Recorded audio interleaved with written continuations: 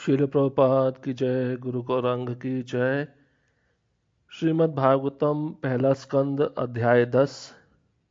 इस अध्याय का शीर्षक है द्वारका के लिए भगवान श्री कृष्ण का प्रस्थान। श्लोक क्रमांक 1। शौनकुवाच हत्वा स्वरिक्तस् पृद आततायिनो युधिष्ठिरो धर्मभृतां वरिष्ठः सहानुजय प्रत्यवरुद्ध भोजना कथम प्रवृत्ता किम कारषित ततः। अनुवाद। शौनक मुनि ने पूछा, जो महाराज युधिष्ठिर की वैद्य पैतृक संपत्ति को छीनना चाहते थे, उन शत्रुओं का वध करने के बाद महानतम धर्मात्मा युधिष्ठिर ने अपने भाइयों की सहायता से अपनी प्रजा पर किस प्रकार शासन चलाया। निश्चित ही वह अपने साम्राज्य का उपभोग मुक्त होकर अनियंत्रित चेतना से नहीं कर सके। तो यहां पर शौनक आदि ऋषि सूत गोस्वामी को प्रश्न पूछ रहे हैं कि युद्ध होने के बाद में युधिष्ठिर महाराज का जो साम्राज्य था, उनके पिता को प्राप्त था पांडु महाराज को। तो जब युद्ध हो गया उसके पश्चात युधिष्ठिर महाराज को राज्य प्राप्त हुआ, तो वह युधिष्ठिर महाराज धर्मात्मा थे और उन्होंने अपने भाइयों की सहायता से किस प्रकार प्रजा का पालन किया या प्रजा पर शासन चलाया। तात्पर्य में प्रभुपाद जी लिख रहे हैं, महाराज युधिष्ठिर समस्त धर्मात्माओं में श्रेष्ठ थे। वह साम्राज्य का भोग करने के लिए अपने चचेरे भाइयों से लड़ने के लिए तैयार नहीं हो रहे थे। वे सही प्रयोजन के लिए लड़े क्योंकि हस्तिनापुर का राज्य उनकी वैद्य पैतृक संपत्ति था और उनके चचेरे भाई उसको हड़पना चाह रहे थे। तो देखिए, पांडु महाराज राजा थे और जब कुछ समय के लिए वह शिकार खेलने गए, राज्य से बाहर गए, तो उन्होंने धृतराष्ट्र को राजा बना दिया जो अंधे थे। और उसके बाद में जब पांडु महाराज की मृत्यु हुई तो धृतराष्ट्र राज्य को त्यागे नहीं।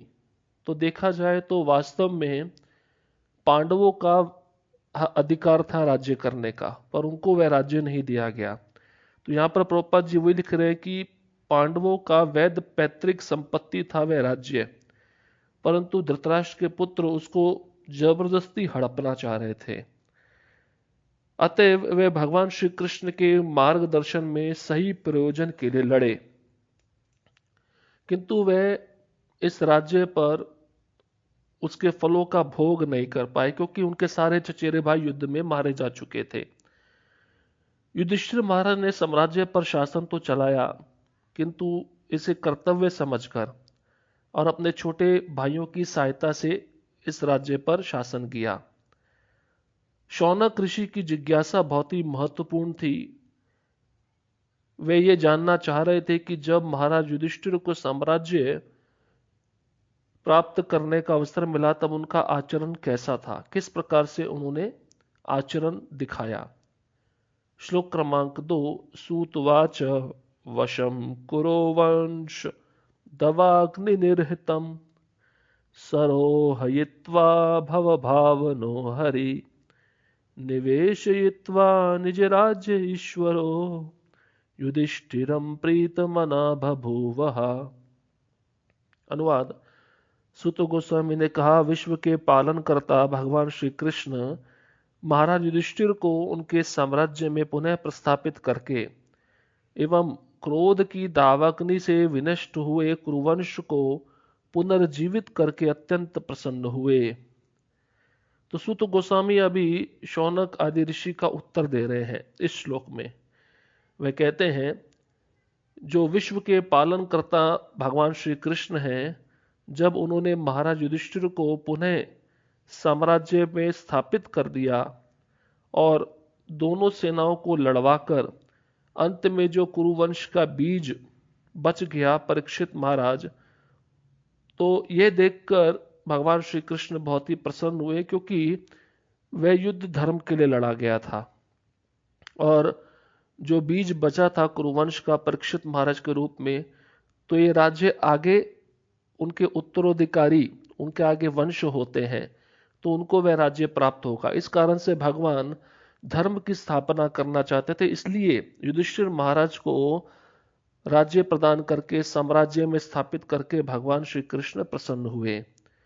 तात्पर्य में प्रभुपाद जी लिख रहे हैं कि इस संसार की तुलना उस दावाग्नि के साथ की जाती है जो बांस की झाड़ियों में घर्षण से उत्पन्न होती है। ऐसी दावाग्नि स्वतः लगती है क्योंकि बांसों में घर्षण बाह्य कारण के बिना होता है। तो जैसा कि आप देखते हैं संसार में बड़े बड़े जंगल हैं, उसमें अग्नि लगती है तो अग्नि लगते लगते कोसों मील दूर तक फैल जाती है। ये अग्नि कैसे लगती है? तेज हवा के कारण दो बांस घर्षण करते हैं और घर्षण के कारण थोड़ी सी चिंगारी उत्पन्न होती है और वही चिंगारी पूरे जंगल को राख कर देती है अग्नि के रूप में। तो प्रभुपाद जी कह रहे हैं कि ये संसार भी उस जंगल के समान है। इस संसार में लोग प्रकृति पर प्रभुत्व जताना चाहते हैं, उनके क्रोध से युद्ध की अग्नि भड़कती है जिससे अवांछित प्रजा समाप्त हो जाती है। ऐसी अग्नियां या युद्ध भड़कते रहते हैं और भगवान को उनसे कुछ लेना देना नहीं होता। लेकिन कृष्ण वे सृष्टि का पालन करना चाहते हैं, अतः वे चाहते हैं कि जन समूह आत्म साक्षात्कार के सत्य पथ पर चले जिससे जीव भगवत धाम में प्रवेश कर सके। कृष्ण चाहते हैं कि कष्ट भोगने वाले मनुष्य भगवत धाम उनके पास वापस आ जाए और तीनों भौतिक तापों से मुक्त हो जाए। सृष्टि की सारी योजना यही प्रयोजन के लिए बनाई गई है। लेकिन जो जागता नहीं है, जो मूर्ख है, जो इस संसार की मायावी शक्ति के वश में रहता है, तो वह इस संसार के कष्टों को भोगता रहता है। इसलिए कृष्ण चाहते हैं कि उनके प्रामाणिक प्रतिनिधि गुरु या उनके शुद्ध भक्त ही संसार पर शासन चलाएं। भगवान श्री कृष्ण का अवतार ऐसे राज्य की स्थापना करने तथा ऐसे अवांछित व्यक्तियों का वध करने के लिए हुआ जिनको उनकी योजना से कुछ सरोकार नहीं रहता। तो भगवान कभी नहीं चाहते कि संसार में अधर्म फैले या अधर्म का राज्य हो। तो भगवान चाहते हैं कि धर्म की स्थापना हो जाए और धर्म के अनुसार ही वह राजा अपने कर्तव्यों को निभाए। और इसमें युधिष्ठिर महाराज बहुत ही पारंगत थे, बहुत ही पंडित थे, बहुत ही विद्वान थे। इसलिए भगवान श्री कृष्ण ने युधिष्ठिर महाराज को ही राजा बनाकर धर्म को आगे बढ़ाया। और ये जो लड़ाई होती है, युद्ध होता है, इसके द्वारा भगवान क्या करते हैं, अवांछित जो पुरुष होते हैं, अवांछित व्यक्ति होते हैं, उनको नष्ट करवा देते हैं। और जब ये नष्ट हो जाते हैं तभी समाज में, तभी राष्ट्र में, तभी देश में शांति फैलती है। क्योंकि जब तक ये अवांछित लोग का सफाया नहीं होता है तो ये अशांति फैलाते हैं, युद्ध करते हैं। तो भगवान नहीं चाहते थे कि अधर्म फैले और यह धर्म और बढ़े, इसलिए उन्होंने युधिष्ठिर महाराज को राजा बना दिया। और जब राजा युधिष्ठिर सिंहासन पर बैठे तथा कुरुवंश की पौध अंकुर महाराज परीक्षित के रूप में बच गई, तो भगवान बहुत ही परम प्रसन्न हुए। भगवान प्रसन्न क्यों हुए? क्योंकि वे ये भी जानते थे ये जो परीक्षित महाराज है ये भी आगे जाकर धर्मपरायण राजा बनेंगे और ये उनके शुद्ध भक्त बनेंगे और भगवान की कथा का श्रवण करेंगे, भागवतम श्रवण करेंगे और भगवान की कथा का श्रवण करते करते अपनी देह त्याग करके वे मेरे धाम वापस आएंगे। इसलिए भगवान कृष्ण प्रसन्न हो रहे हैं कि परीक्षित महाराज कुरुवंश की जो आखिरी अंकुर, आखिरी पौध है, आखिरी बीज है, वो बच गए और ये परंपरानुगत आगे के वंश में ये राज्य बढ़ता जाएगा। श्लोक क्रमांक 3। निशम्य भीष्मोक्त मथामच्युतोक्तम प्रवृत्त विज्ञान विधूत विभ्रम शशास गामिंद्र इवाजिताश्रया परिध्युपांता मनुजानुवर्तिता। अनुवाद: भीष्मदेव तथा अच्युत भगवान श्री कृष्ण ने जो कुछ कहा था उससे प्रबुद्ध होकर महाराज युधिष्ठिर परिपूर्ण ज्ञान विषयक मामलों में व्यस्त हो गए, क्योंकि उनके सारे संदेह दूर हो चुके थे। इस प्रकार उन्होंने पृथ्वी तथा सागरों पर राज्य किया और उनके छोटे भाई उनका साथ देते रहे। तो आपने जैसा कि श्रवण किया पूर्व के श्लोकों में, युद्ध के बाद युधिष्ठिर महाराज अपने को ही कारण मान रहे थे। बहुत दुखी थे, बहुत शोक संतप्त थे कि मेरे कारण युद्ध हुआ और इतने सारे लोग मारे गए। तो भीष्म पितामह और भगवान श्री कृष्ण ने उनको उपदेश दिए, जिसके कारण वो शांत हो गए, उनका सारा संदेह दूर हो गया और उन्होंने अपने छोटे भाइयों के साथ राज्य को स्वीकार कर लिया। अभी किस प्रकार से राज्य किया, यहां से प्रारंभ हो रहा है। उनका राज्य कैसा था इस श्लोक में बताया गया और आगे के 2-3 श्लोक में भी उसका वर्णन किया जाएगा। तात्पर्य: जब महाराज युधिष्ठिर समुद्र पर्यंत पृथ्वी पर शासनारूढ़ थे, तो उस समय भी आधुनिक अंग्रेजियत के ज्येष्ठाधिकार का सबसे बड़े को उत्तराधिकार जैसा नियम प्रचलित था। तो देखिए, एक नियम है कि जब भी कोई राजा देह त्याग करता है तो उसके जितने पुत्र होते हैं उसमें से जो सबसे बड़ा होता है उसको राज्य दिया जाता है, उसको राजा बनाया जाता है। तो वो कानून, वो नियम यहां पर भी लागू हुआ। युधिष्ठिर महाराज सभी भाइयों में सबसे बड़े थे, इसलिए उनको ये उत्तराधिकार प्राप्त हुआ। उस काल में जो हस्तिनापुर है अब दिल्ली का एक अंश है। तो जब युधिष्ठिर महाराज राजा बने तो बताते हैं वह पूरे विश्व के सम्राट थे। पूरे विश्व मतलब पूरी पृथ्वी के, पूरी पृथ्वी उनका एक छत्र राज्य था और उसमें जो कैपिटल है, जो राजधानी है, वो हस्तिनापुर, जो अभी नई दिल्ली कहलाती है। और ये जो क्रम है महाराज युधिष्ठिर के पौत्र महाराज परीक्षित तक चलता रहा। महाराज युधिष्ठिर के छोटे भाई उनके मंत्री तथा राज्य के सेना नायकों के रूप में कार्य करते थे और राजा के धर्मात्मा भाइयों का आपस में पूर्ण सहयोग था। देखिए, उनके भाइयों का आपस में बहुत अच्छा मेल मिलाप था, तभी युधिष्ठिर महाराज राज्य कर पाए, नहीं तो वह राज्य नहीं कर पाते। उनके भाइयों ने उनका पूरा साथ दिया। ऐसे ही एक परिवार में 4 भाई हैं तो चारों मिलकर कार्य करते तो परिवार बहुत अच्छे से चलता है। इसलिए प्रेम रहना चाहिए और आपस में मिल बांट कर उसको स्वीकार करना चाहिए। महाराज युधिष्ठिर पृथ्वी के साम्राज्य पर शासन करने के लिए आदर्श राजा या भगवान श्री कृष्ण के आदर्श प्रतिनिधि थे और उनकी तुलना स्वर्ग के राजा इंद्र से की जा सकती थी। जैसे इंद्र, चंद्र, सूर्य, वरुण तथा वायु जैसे देवता ब्रह्मांड के विभिन्न ग्रहों के प्रतिनिधि राजा हैं, उसी प्रकार महाराज युधिष्ठिर भी पृथ्वी के साम्राज्य पर शासन चलाने वाले प्रतिनिधि राजा थे। आजकल राज्य का निर्वाचित कार्यकारी प्रमुख कठपुतली के समान होता है, क्योंकि उसके पास राज शक्ति की सत्ता नहीं होती। तो प्रभुपाद जी अभी इसी तात्पर्य में आधुनिक समाज में जो हो रहा है, किस प्रकार से नेता चुने जाते हैं और किस प्रकार से प्रजा का शोषण करते हैं, उन पे अधिकार जमाते हैं, उसका वर्णन प्रभुपाद जी कर रहे हैं। तो आजकल के जो कार्यकारी प्रमुख चुने जाते हैं वो कठपुतली के समान होते हैं, क्योंकि उनके पास पूरी शासन करने की राज शक्ति नहीं होती। जैसे एक स्टेट का, एक राज्य का मुख्यमंत्री, तो उसके पास पूरा देश चलाने का ताकत नहीं है, सत्ता नहीं है, शक्ति नहीं है, वो खाली अपने राज्य को ही चला सकता है।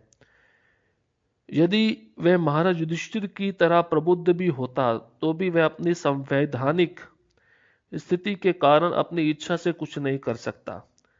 अभी मान लीजिए वो व्यक्ति बुद्धिमान भी है जिसको मुख्यमंत्री बनाया गया, कुछ ऊंचे पद पे रखा गया है, तब भी वह अपनी इच्छा से कुछ कर नहीं सकता, क्योंकि कुछ ऐसी चीजें होती है जिसको निर्णय लेकर करना पड़ता है।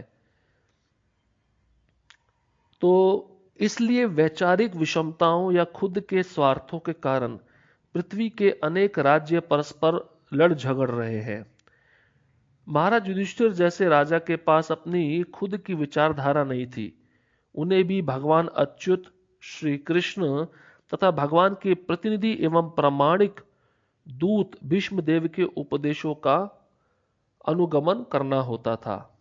तो राज्य ऐसे नहीं चलाया जाता। राज्य जो अनुभवी राजा पहले हो चुके हैं उनसे सलाह मशवरा करके, उनसे चर्चा करके, उनसे राज्य के नियम सीख कर ही राज्य चलाना होता है।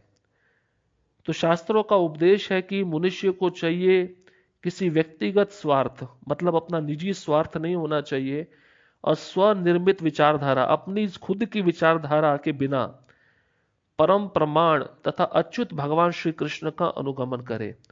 तो देखिए हमारा जो शिक्षा प्रणाली है आध्यात्मिक, तो उसमें भी हमें अपने गुरु को अनुगमन करना पड़ता है, उनके पद चिन्हों पर चलना पड़ता है। उसी प्रकार से राजा को राज्य करना है तो उसके जो नियम हैं वो मनु संहिता में दिए गए हैं, भगवत गीता में भी भगवान उन नियमों को बताए हैं। तो राजा को उन नियमों का पालन करना पड़ता है जिससे वह अपनी प्रजा पर अच्छे से शासन कर सके। एक अपूर्ण मानव ऐसी विचारधारा का सृजन नहीं कर सकता जो सबके लिए स्वीकार्य हो। केवल पूर्ण तथा अच्युत पुरुष ही ऐसा कार्यक्रम बना सकते हैं जो प्रत्येक स्थान पर लागू होता हो। तो प्रभुपाद जी कह रहे यदि व्यक्ति पूर्ण है तो सरकार भी पूर्ण है, यदि व्यक्ति मूर्ख है तो सरकार भी मूर्खों का घर है। तो व्यक्ति पूर्ण कैसे है? जब वो भक्त है, इसलिए उसकी सरकार भी पूरी तरह से पूर्ण रहेगी। उसको वह ऐसा ही जो आदेश वो अपने जीवन में पालन कर रहा है तो वही आदेश वह अपनी प्रजा को देगा। और अगर व्यक्ति मूर्ख है तो सरकार भी मूर्ख रहती है। यही प्रकृति का नियम है। श्लोक क्रमांक 4। कामं ववर्ष पर्जन्य सर्व काम दुगामहि सशिचु स्म प्रव्रजान गाव पयसोधस्वती मुदा। अनुवाद, महाराज युधिष्ठिर के राज्य में मनुष्यों को जितना भी पानी चाहिए था बादल उतना पानी बरसाते थे और पृथ्वी मनुष्यों की सारी आवश्यकताओं की पूर्ति पर्याप्त मात्रा में करती थी। दूध से भरे थनों वाली तथा प्रसन्न चित्त गौएं अपने दूध से चरागाही को सिक्त करती रहती थी। तो देखिए यहां पर जो राजा धार्मिक होता है, जो राजा भगवान का भक्त होता है, तो प्रकृति उसको क्या क्या देती है। जब महाराज युधिष्ठिर राजा बने तो बादल जितना पानी चाहिए होता था उतनी वर्षा करते थे, और वह वर्षा भी केवल रात को होती थी, दिन में नहीं होती थी। और पृथ्वी भी मनुष्यों की सारी आवश्यकताएं की पूर्ति करती थी, मतलब अन्न देना, खनिज देना, इस प्रकार से फल देना, सब्जियां देना, ये सब पृथ्वी देती थी। वह जानती थी युधिष्ठिर महाराज भगवान श्री कृष्ण के शुद्ध भक्त हैं। और महत्वपूर्ण, गायें जिनके थन दूध से भरे होते थे और उनको दोहना नहीं पड़ता था, वो दूध अपने आप निकलता रहता था, उससे जो चारागाह है, गौशाला पूरी गीली हो जाती थी। तात्पर्य में प्रभुपाद जी लिख रहे हैं, आर्थिक विकास का मतलब है कि पहले के जमाने में जिसके पास ज्यादा भूमि होती थी, गौएं होती थी, उसी को अमीर आदमी माना जाता था। परंतु आज के जमाने में जो शूद्र लोग हैं, जिसकी जेब में ज्यादा कागज के नोट हैं, उनको धनवान माना जाता है। तो प्रभुपाद जी आगे एक और महत्वपूर्ण बात बता रहे हैं कि जब प्रचुर मात्रा में प्रकृति हमको दूध दे रही है, अन्न दे रही है, फल दे रही है, कपास है, रेशम है, रत्न है, तो फिर सिनेमा, वेश्यालय, कसाई घर, इनकी क्या आवश्यकता है? ये तो कृत्रिम विलास में जीवन का साधन बन जाता है और हमारी चेतना को दूषित कर देता है। तो व्यक्ति जब सिनेमा देखने जाएगा और वेश्यालय जाएगा, कसाई खाने जाएगा, जब प्रकृति ने प्रचुर मात्रा में हमको अन्न प्रदान किया है, गाय से हमें दूध मिल रहा है, तो फिर हमें मांस खाने की क्या आवश्यकता है? तो जब हम ज्यादा मात्रा में पशुओं का वध करते हैं तो उसी कारण से प्रकृति उसको सहन नहीं करती है, क्योंकि प्रकृति माँ है और सभी जीव उनकी संतानें हैं और वह समान दृष्टि से अपने संतानों पर प्रेम रखती है। तो जब ज्यादा मात्रा में पशुओं का वध होता है अपनी जीभ की तृप्ति के लिए, तो प्रकृति में भूचाल आता है, बाढ़ आता है। देखिए कोई माताएं हैं जब कुकिंग करती हैं, किचन में कोई व्यंजन बना रही है, तो उसमें ज्यादा नमक पड़ जाए तो स्वाद खराब हो जाता है, कम पड़ जाए तब भी स्वाद खराब हो जाता है। उसी प्रकार से सही मात्रा में नमक उस व्यंजन में पड़ना चाहिए जिससे स्वाद बना रहे। उसी प्रकार से युधिष्ठिर महाराज के राज्य में जो मेघ थे, जो राजा इंद्र जिसके राजा हैं वर्षा के, तो वह उतनी मात्रा में बारिश करते थे। ज्यादा मात्रा में बारिश करेंगे तो बाढ़ आ जाएगा और कम मात्रा में करेंगे तो सूखा पड़ जाएगा। जितनी आवश्यकता होती थी उसी मात्रा में वर्षा होती थी। क्यों? क्योंकि कृष्ण के शुद्ध भक्त थे महाराज युधिष्ठिर। और महाराज युधिष्ठिर जो राज्य कर रहे थे वो केवल कृष्ण को प्रसन्न करने के लिए कर रहे थे, उनका अपना कोई हेतु नहीं था। तो इससे हम पता लगा सकते हैं कि प्रकृति जो माँ के समान है और श्री कृष्ण जो पिता के समान है, वे पशुओं तथा मनुष्य दोनों के लिए पर्याप्त भोजन देती हैं। इसलिए अन्य समस्त जीवों को हमें बड़े भाई जैसा मानना चाहिए या छोटे भाई जैसा मानना चाहिए, क्योंकि हम प्रकृति की संतानें हैं। और जब प्रकृति ये क्रूर कर्म देखती है कि जीव प्रकृति के नियमों की आज्ञा का उल्लंघन कर रहा है, तब प्रकृति उसको दंड देती। जैसे माँ है, माँ देख रही है बच्चा मेरा कहना नहीं मान रहा है, तो माँ क्या करेगी? बच्चे को दंड देगी उसको सुधारने के लिए। तो हमें ये सोचना है कि हमें भक्त बन के भगवान की जो शक्ति है उसको भगवान की सेवा में लगाना है। हरे कृष्णा कृष्ण कृष्ण हरे हरे, हरे राम राम हरे हरे।